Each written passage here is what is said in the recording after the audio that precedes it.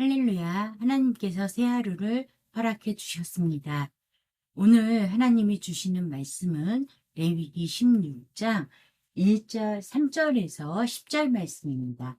3절에서 10절 말씀입니다. 3절에서 10절 말씀 두 번째 시간인데요. 오늘은 7절부터 10절까지 읽도록 하겠습니다. 7절입니다.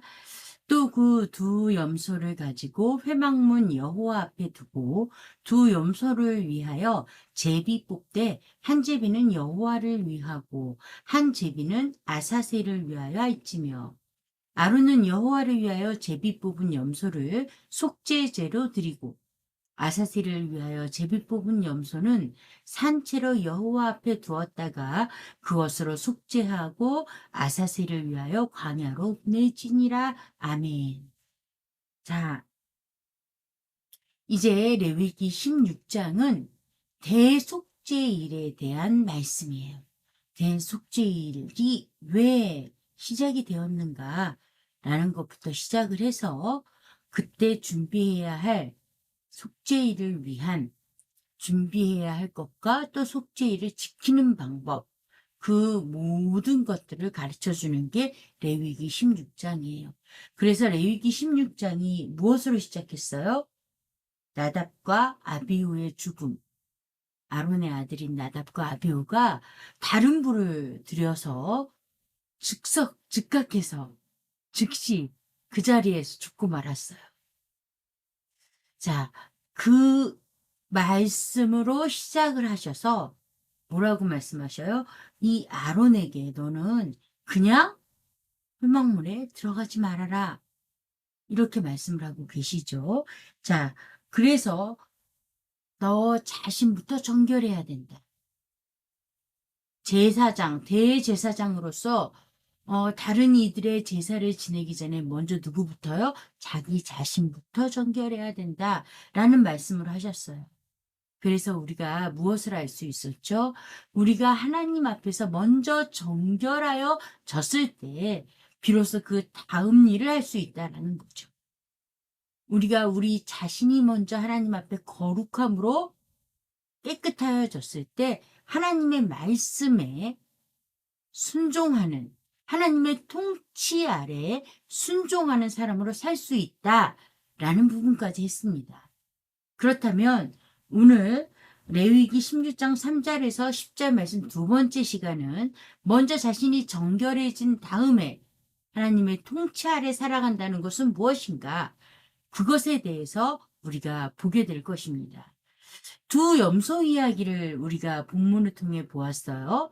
7절 보니까 두 염소를 가지고 회막문 여호와 앞에 두고 이 두 염소를 하나님 앞에 드리려고 하나 봐요. 자, 8절 봅시다. 두 염소를 위하여 제비 뽑되 한 제비는 여호와를 위하고 한 제비는 아사셀을 위하여 할지며. 자, 여호와를 위한다, 아사셀을 위한다라는 뜻은 여호와께 드리고 아사셀께 드린다라는 뜻은 아니에요. 여기서 말하는 여호와를 위하여는 우리가 평소에 하던 것처럼 여호와 앞에 제사로 드리고 아사셀을 위하여 할지며 라는 뜻은 아사셀 의식을 할지며 라는 것으로 보아야 돼요. 아사셀이 무슨 뜻이냐? 물론 아사셀이라는 이름이 어떤 광야의 신을 의미하는 이름이 되기도 하지만 또 이러한 뜻을 갖고 있어요. 염소를 내보냄이라는 뜻을 갖고 있어요. 그러니까 아사셀 의식으로 보아야 돼요. 자, 9절 봅시다. 아론은 여호와를 위하여 제비 뽑은 염소를 속죄제로 드리고, 우리가 알고 있는 제사죠. 이거를 여호와를 위하고 라는 것의 해석이에요. 자, 10절은 아사셀을 위하여 어떻게 하는 것이 아사셀을 위한 것인가? 이 광야의 신에게 제사를 드린다는 뜻이 아니에요. 신에게 우리가 염소를 보낸다는 뜻이 아니에요. 무슨 뜻이에요? 이 염소를 산채로 여호와 앞에 두었다가 그것으로 속죄하고 아사셀을 위하여, 아사셀의 의식을 위하여 광야로 보내지니라 라고 하고 있어요. 자, 이 아사셀 의식이 뭐예요?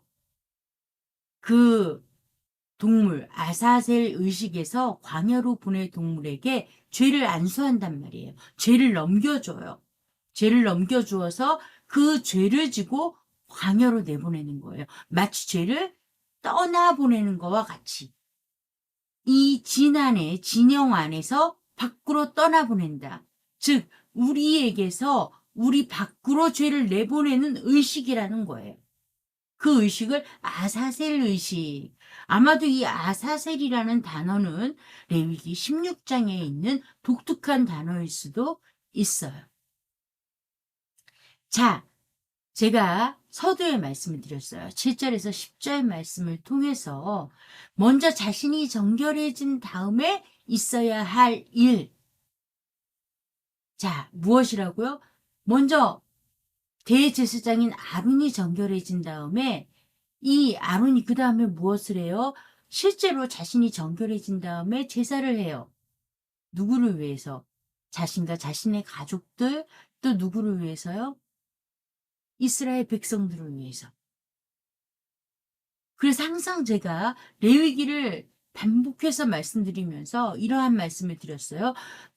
오늘날 저와 여러분은 누구라고요? 왕 같은 제사장이다. 그래서 제사장의 일을 반드시 해야 되는데, 첫째는 먼저는 자신이 정결하고 거룩해야 되고, 둘째는 바로 이거예요. 그런데 이 아사셀 이야기가 왜 거기에 포함이 되느냐? 포함이 돼요. 아니, 어쩌면 저와 여러분이 제사장으로서 하는 그 일이 바로 이 아사셀 의식이라고 할 수가 있어요. 우리가 심지어 아사셀 의식을 예수님으로 비유를 많이 해요. 왜냐하면 예수님이 저와 여러분의 죄를 위해서 십자가에서 죽으시고 부활하셨기 때문이에요. 그분은 단 한 번 십자가에서 죽으심으로 말미암아 저와 여러분을 죄에서 예수님의 피로 우리를 사셨다라는 거예요. 핏값으로 우리를 구원하셨다라는 거예요. 단 한 번의 제사로. 자, 아사셀 의식은 어때요? 여러 번 행합니다. 레위기 14장 7절을 보면요. 나병 환자가 정결하게 되는 의식이 나와요. 그 의식 중에 하나가 뭐였어요? 비둘기 2마리를 준비해서 한 마리는 하나님께 제사로 드리고 한 마리는 안수하여 어떻게 해야 돼요? 날려보내요. 안수하는 장면이 나오지는 않지만 마치 이 아사셀 의식을 보는 것과 마찬가지로 마치 그 나병 환자의 그 부정함을 모두 이 한 마리의 새에 담아서 날려보내는 거예요. 그죠? 그와 같이 예수님이 저와 여러분, 이 세상의 모든 사람들의 죄를 무엇으로? 예수 그리스도의 핏값으로 사셨다라는 거예요. 단 한 번의 아사셀 의식이죠. 그런데 우리가 잊지 말아야 될 것이 있어요. 요한복음 12장 24절에 따르면 한 알의 밀알이 죽지 않고 그대로 있으면 아무 일도 일어나지 않지만 그 밀알이 죽으면 많은 열매를 맺는다고 했어요. 그죠? 마찬가지로 저와 여러분이 죽으면, 다시 말해 정결하게 되면 예수 그리스도를 믿고 내가 죽고 그리스도가 살면 비로소 무엇을 할 수 있다라는 거예요? 아사셀의 역할, 바로 예수님을 따라 복음의 증인이 될 수 있다라는 겁니다. 바로 저와 여러분이 그리스도를 믿는다는 것은, 예수님의 십자가의 죽음과 부활을 믿는다는 것은 십자가에서 나는 죽고 그리스도가 살았다는 뜻이에요. 내가 죽었다는 뜻이에요. 그러면 비로소 어떠한 삶을 살 수 있다고요? 예수님이 살으셨던 바로 그 삶, 아사셀의 삶, 그 삶을 저와 여러분 또한 살 수 있다는 것입니다. 결국 저와 여러분은 아사셀로 나아가야 합니다. 기도하겠습니다. 좋으신 하나님 아버지, 귀한 말씀 주셨습니다. 우리가 예수 그리스도를 믿고 예수님과 함께 십자가에서 죽고 예수님이 우리를 통해 살아나셨다면 그 근거가, 그 증거가 아사셀을 위하여 아사셀의 의식을 날마다 복음을 드러내고 복음을 전하는 삶으로 나타나는 삶을 살아야 할 것을 배웠나니 그렇게 살아갈 수 있게 하여 주시옵소서. 예수님 이름으로 기도합니다. 아멘.